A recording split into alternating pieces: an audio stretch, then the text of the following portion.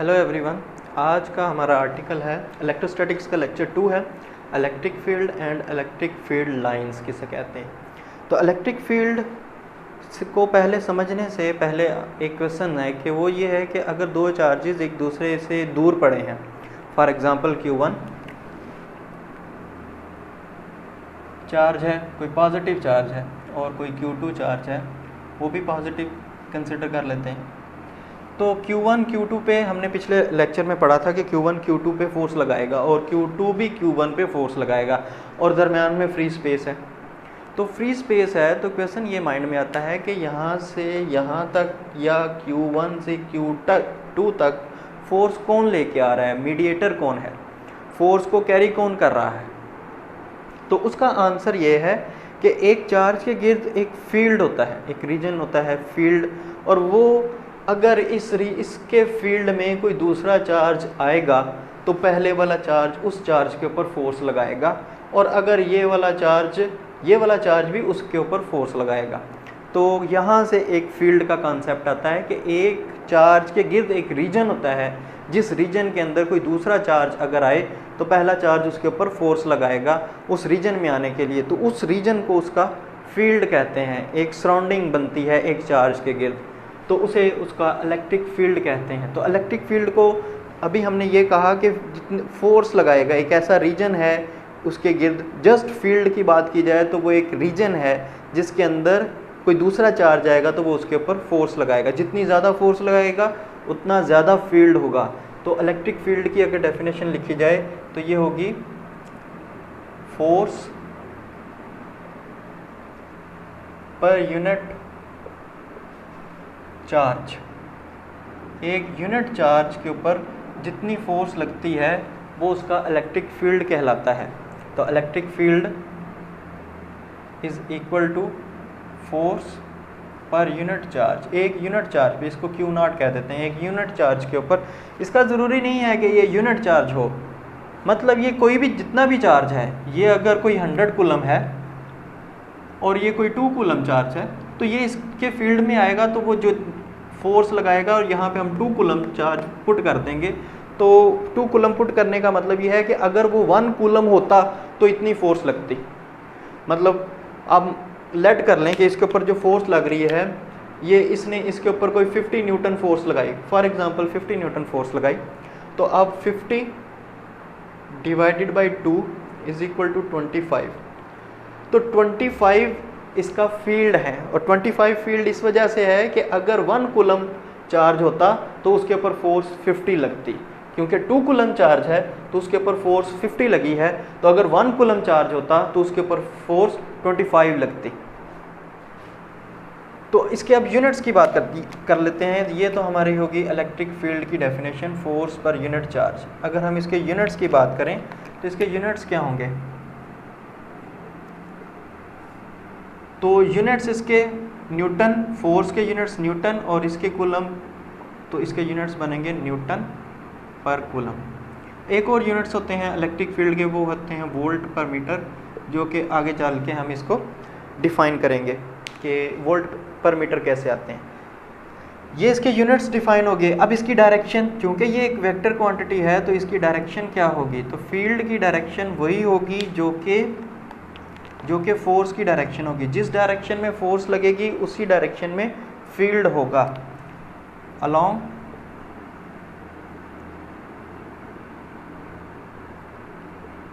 F force. Force की direction में इसकी डायरेक्शन होगी इलेक्ट्रिक फील्ड की। तो इलेक्ट्रिक फील्ड हमने डिफाइन कर लिया।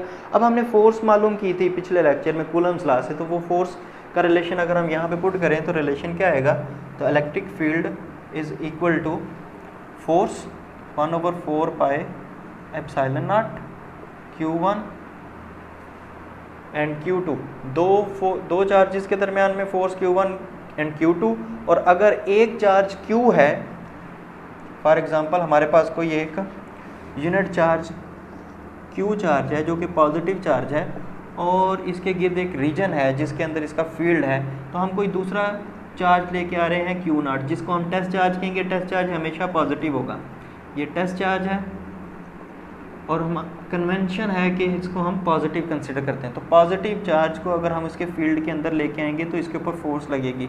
ये चार्ज क्यू है, ये क्यू नॉट है, इन दोनों के दरमियान में जो फोर्स होगी वो Q multiply by Q not, Q multiply by Q not and divide by the distance between them, और लेट कर लें कि इनके दरमियान में जो डिस्टेंस है वो आर है। तो electric field force per unit charge, ये तो हमने वैल्यू पुट कर ली है फोर्स की, और यहाँ पे मल्टीप्लाई कर दें 1/Q0 से ये वाला नंबर Q0 से कैंसिल होगा, तो इलेक्ट्रिक फील्ड का रिलेशन क्या आएगा? तो electric field will be equal to, चूँकि हम इसको वेक्टर मान रहे हैं तो यहाँ पे एक यूनिट वेक्टर लगा देंगे। यूनिट वेक्टर इलेक्ट्रिक फील्ड की डायरेक्शन में है या फोर्स की डायरेक्शन में है, तो हमने कहा फोर्स किस डायरेक्शन में लगेगी? इस डायरेक्शन में। ये पॉजिटिव चार्ज है, ये भी पॉजिटिव चार्ज है, इसको फोर्स इस डायरेक्शन में लगेगी, रिपेल करेगा इसको, इस वजह से आर यूनिट वेक्टर की ये डायरेक्शन कह ली। Q0 से कैंसिल, तो electric field is equal to 1/4 pi epsilon naught Q divided by r square and r unit vector. अब ये रिलेशन भी इलेक्ट्रिक फील्ड का है, ये रिलेशन भी इलेक्ट्रिक फील्ड का है। ये रिलेशन कब यूज़ करेंगे? जब हमें फोर्स गिवन होगी और टेस्ट चार्ज गिवन होगा जो कि हम उसके फील्ड में लेके आ रहे हैं। तो लेकिन अगर हमें, अब देखें इसके अंदर ये चार्ज वो नहीं है जिसका फील्ड है, फील्ड के लिए जो चार्ज है वो क्यू चार्ज है, वो इस रिलेशन में है। अगर हमें जो चार्ज गिवन हो उसका फील्ड मालूम करना है तो फिर हमें डिस्टेंस पता होना चाहिए, कितने डिस्टेंस पे फील्ड मालूम करना है, तो फिर उसके मुताबिक हम ये रिलेशन अप्लाई करेंगे और इलेक्ट्रिक फील्ड मालूम कर लेंगे। लेकिन अगर हमें फोर्स बताई गई है और टेस्ट चार्ज बताया गया है कि जिस चार्ज के ऊपर फोर्स लग रही है, तो फिर हम ये रिलेशन यूज़ करेंगे। तो ये इलेक्ट्रिक फील्ड का रिलेशन है।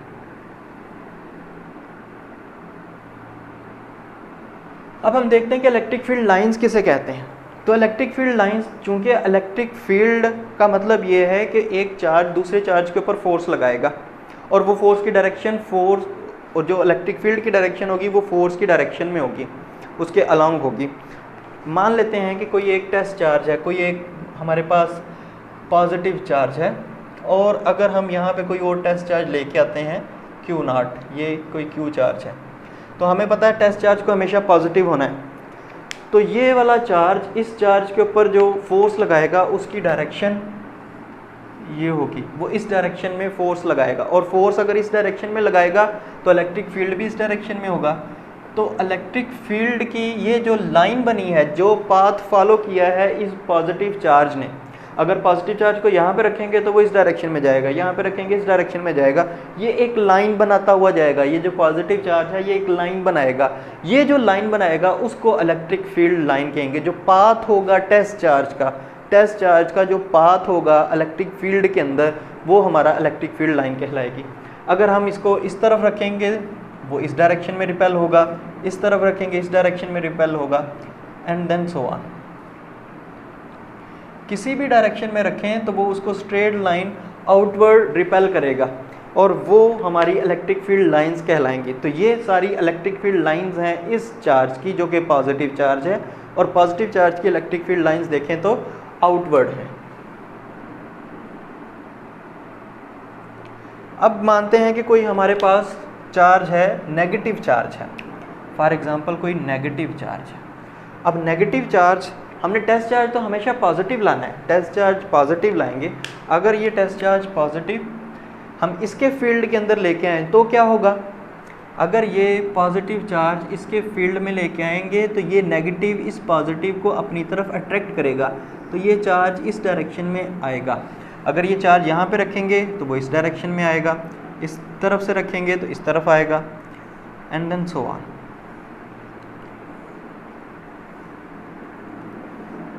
तो ये इलेक्ट्रिक फील्ड लाइंस हैं नेगेटिव की इलेक्ट्रिक फील्ड लाइंस देखें तो ये इनवर्ड हैं।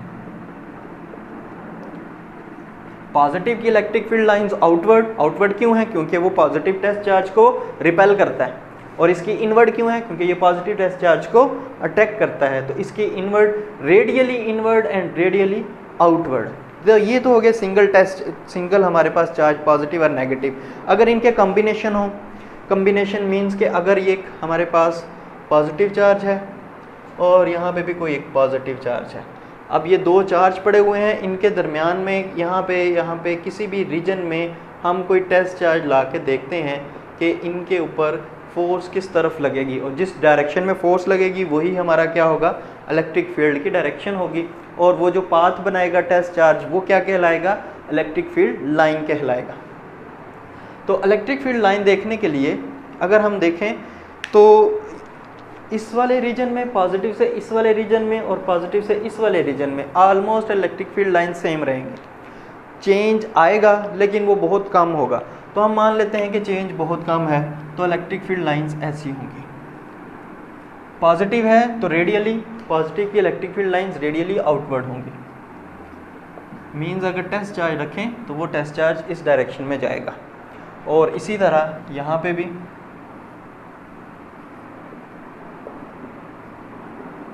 तो टेस्ट चार्ज की डायरेक्शन ये होगी। लेकिन सेंटर पे इलेक्ट्रिक फील्ड की डायरेक्शन वो नहीं रहेगी, चेंज हो जाएगी, क्योंकि पाथ चेंज हो जाएगा। अगर टेस्ट चार्ज हम यहाँ पे रखें सेंटर पे, फॉर एग्जांपल दोनों चार्जेस इक्वल इन मैग्नीट्यूड हैं और हमने बिल्कुल सेंटर पे रख दी, सेंटर पे हमने टेस्ट चार्ज रख दिया। अब ये टेस्ट चार्ज किस तरफ जाएगा, ये टेस्ट चार्ज ये पॉजिटिव इसको रिपेल करेगा इस तरफ, ये पॉजिटिव इसको रिपेल करेगा इस तरफ, दोनों फोर्स इक्वल लगाएंगे, इस वजह से इसके ऊपर नेट फोर्स ज़ीरो होगी और ये कहीं पे भी नहीं जाएगा। इसका मतलब यह है यहाँ पे फोर्स ज़ीरो हुई है, तो इस पॉइंट के ऊपर जो हमारा इलेक्ट्रिक फील्ड होगा, फोर्स ज़ीरो होने की वजह से इलेक्ट्रिक फील्ड ज़ीरो हो जाएगा। तो दो पॉजिटिव चार्जेस के सेंटर पे इलेक्ट्रिक फील्ड ज़ीरो हो जाएगा। और अगर किसी सेंटर से यहाँ पे या यहाँ पे किसी और पॉइंट पे अगर हम टेस्ट चार्ज रख के देखें तो वो फिर कैसा पाथ बनाएगा। फॉर एग्ज़ाम्पल हम यहाँ पे कोई टेस्ट चार्ज रखते हैं इस जगह, तो ये टेस्ट चार्ज ये इसको रिपेल करेगा इस डायरेक्शन में, और देखें तो ये पॉजिटिव चार्ज भी इसको रिपेल करेगा इस डायरेक्शन में। तो दो डायरेक्शंस आ गई। इलेक्ट्रिक फील्ड का वेक्टर सम करेंगे आप, तो वेक्टर सम की वजह से जो नेट आएगा वो कोई इस डायरेक्शन में आएगा, दोनों के दरमियान में आएगा। एग्जैक्टली सेंटर में नहीं, लेकिन उनके किसी ना किसी पॉइंट पे दरमियान में होगा। तो कहने का मतलब यह है कि ये वाला पाथ अब इस डायरेक्शन में जाएगा, ये वाला ऐसे।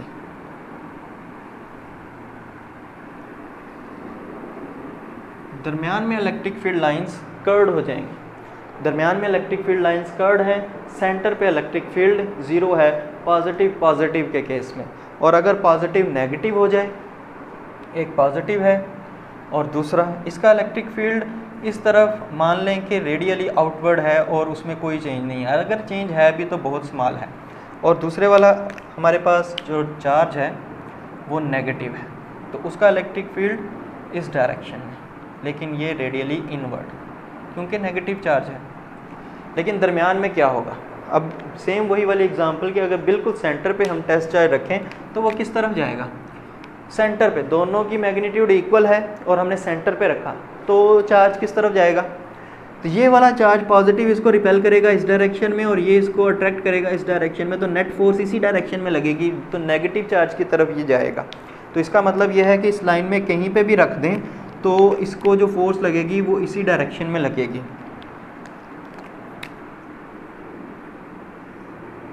इस डायरेक्शन में। और अगर हम बिल्कुल सेंटर पे ना रखें, किसी और पॉइंट पे रख दें, यहाँ पे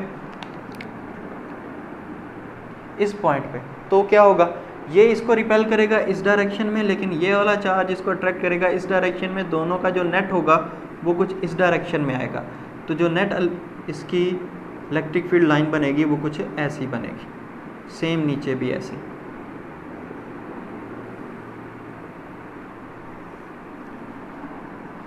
इनके दरमियान में कोई भी ऐसा पॉइंट नहीं आया जहाँ पे इलेक्ट्रिक फील्ड ज़ीरो हो सके, तो इलेक्ट्रिक फील्ड ज़ीरो सिर्फ यहाँ पे है।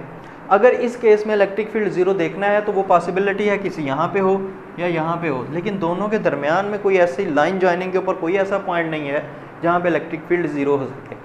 तो इलेक्ट्रिक फील्ड ज़ीरो होगा पॉजिटिव के केस में सेंटर पे दरमियान में। लेकिन अगर इनकी मैग्नीट्यूड डिफरेंट है, ये पॉजिटिव चार्ज और ये पॉजिटिव चार्ज, इनकी मैग्नीट्यूड अगर डिफरेंट है तो ये वाला बिल्कुल सेंटर पे नहीं आएगा, किसी एक तरफ शिफ्ट हो जाएगा। वो कितना शिफ्ट होगा वो इनके मैग्नीट्यूड्स के ऊपर डिपेंड करता है।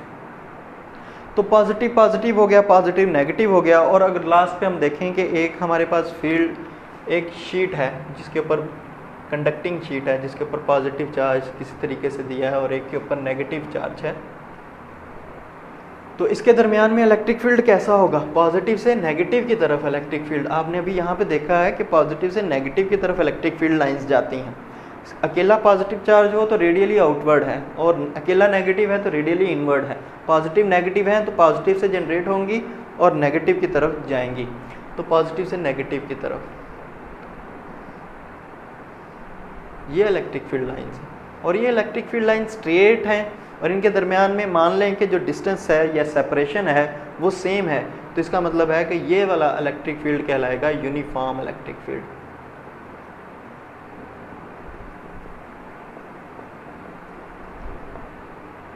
पॉजिटिव से नेगेटिव की तरफ है, इलेक्ट्रिक फील्ड लाइन स्ट्रेट है और इनके दरमियान में जो सेपरेशन है वो कांस्टेंट है दोनों के दरमियान में। मींस पहली और दूसरी इलेक्ट्रिक फील्ड के दरमियान में जो सेपरेशन है मान लें डेल्टा एस है, और दूसरी और तीसरी के दरमियान में जो सेपरेशन है वो भी कह लें कि डेल्टा एस है। तो ये डेल्टा एस की वैल्यू अगर एक जैसी है, कांस्टेंट है, तो इसका मतलब है कि ये यूनिफॉर्म इलेक्ट्रिक फील्ड है, और यूनिफॉर्म इलेक्ट्रिक फील्ड डिस्टेंस के एतबार से चेंज नहीं होता। तो आप कहेंगे ये वाली इलेक्ट्रिक फील्ड लाइंस भी तो स्ट्रेट है, तो ये वाली भी यूनिफॉर्म इलेक्ट्रिक फील्ड है, तो ये यूनिफॉर्म इलेक्ट्रिक फील्ड नहीं है, क्योंकि अगर इन दो के दरमियान में यहाँ पे सेपरेशन देखें तो कम है और यहाँ पे देखें तो सेपरेशन ज़्यादा है, तो दो फील्ड लाइंस के दरमियान में सेपरेशन जो है वो बढ़ती जा रही है। जितनी ज़्यादा सेपरेशन होगी वहाँ पे फील्ड उतना वीक होगा सॉरी, तो दूर जाते जाएंगे तो फील्ड वीक होता जाएगा। इस जगह से देखें तो सेपरेशन एक जैसी है, यहाँ पे सेपरेशन, इस पॉइंट पे सेपरेशन, शुरू में और आखिर में सेपरेशन एक जैसी है।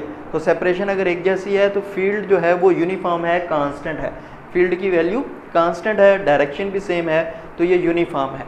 इसका मतलब है जो फील्ड की वैल्यू इस पॉइंट पे है वही फील्ड की वैल्यू इस पॉइंट पे है, डिस्टेंस के एतबार से फील्ड वेरी नहीं कर रहा। अब लास्ट एक पॉइंट कि कहीं पे भी इलेक्ट्रिक फील्ड लाइंस, दो इलेक्ट्रिक फील्ड लाइंस एक दूसरे को क्रॉस नहीं करेंगी। अगर दो इलेक्ट्रिक फील्ड लाइंस एक दूसरे को कहीं पे भी क्रॉस करें तो इसका मतलब है एक पॉइंट पे दो इलेक्ट्रिक फील्ड्स हैं। आप कहेंगे कि यहाँ पे इलेक्ट्रिक फील्ड्स दो थे, लेकिन ये अगर सिंगल देखें तो ये वाला इलेक्ट्रिक फील्ड नेगेटिव की वजह से था और ये वाला इलेक्ट्रिक फील्ड पॉजिटिव की वजह से था। नेट इलेक्ट्रिक फील्ड ये है, लेकिन उसके बाद यहाँ पे कोई नेट इलेक्ट्रिक फील्ड को कैंसिल नहीं करेगा। कोई ऐसा नहीं हो सकता कि कोई फील्ड लाइन कुछ ऐसी हो, यहाँ पे कट कर रही है, यहाँ पे भी कट कर रही है। तो अगर मैं यहाँ पे इलेक्ट्रिक फील्ड की डायरेक्शन देखूँ, एक तो ये है जो कि रेड में नज़र आ रही है और एक वो ब्लैक में है जो कि इस डायरेक्शन में है, तो इसका मतलब है कि इस पॉइंट पे इलेक्ट्रिक फील्ड की दो डायरेक्शंस आ गई, एक इस डायरेक्शन में है और एक इस डायरेक्शन में है। तो इलेक्ट्रिक फील्ड चूंकि एक वेक्टर क्वांटिटी है, तो आपको पता है कि वेक्टर क्वांटिटी एक स्पेसिफिक डायरेक्शन रखती है। स्पेसिफिक डायरेक्शन का मतलब क्या कि एक खास डायरेक्शन, एक से ज़्यादा डायरेक्शंस नहीं हो सकती। अगर यहाँ पे देखें कि दो डायरेक्शंस हैं तो ये फिजिकली इनकरेक्ट है। फिजिकली ये ठीक नहीं है कि एक वेक्टर दो डायरेक्शंस नहीं रख सकता। वेक्टर की डेफिनेशन में ये है कि it has a specific direction, उसकी स्पेसिफिक डायरेक्शन होनी चाहिए, एक खास डायरेक्शन होनी चाहिए, इससे ज़्यादा कोई डायरेक्शन नहीं होनी चाहिए, तो एक डायरेक्शन होनी चाहिए। इस वजह से इलेक्ट्रिक फील्ड लाइंस एक दूसरे को कट नहीं कर सकती। अगर वो कट करेंगी तो ये फिजिकली करेक्ट नहीं है। आज के लिए इतना ही।